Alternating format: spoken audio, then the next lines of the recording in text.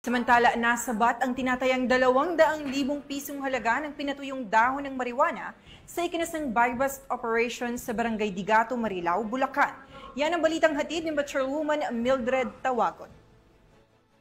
Abot sa tinatayang 240,000 pesos halaga ng tuyong dahon ng marijuana ang nasabat ng mga operatiba ng Marilao Municipal Police Station sa isinagawang buy-bust operation sa Barangay Loma, Digato, Marilao, Bulacan nito lamang madaling araw ng Miyerkules ika-13 ng Hulyo taong kasalukuyan.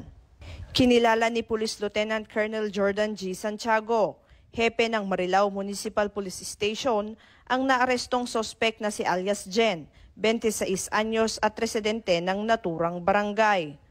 Nakumpiska mula sa kanya ang humigit kumulang 2 kilo ng marijuana na nasa brick form at tinatayang nagkakahalaga ng 240,000 pesos.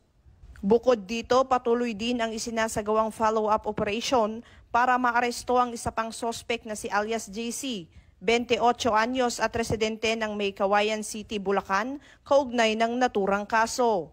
Kasalukuyang nasa kustodiya na ng Marilao Municipal Police Station ang naarestong sospek at nahaharap sa kasong paglabag sa Republic Act 9165 o kilala bilang Comprehensive Dangerous Drugs Act of 2002. Pinuri naman ni Police Colonel Angel L. Garciliano, Acting Provincial Director ng Bulacan Police Provincial Office, ang matagumpay na operasyon bilang bahagi ng pinaigting na kampanya ng kapulisan kontra iligal na droga sa lalawigan.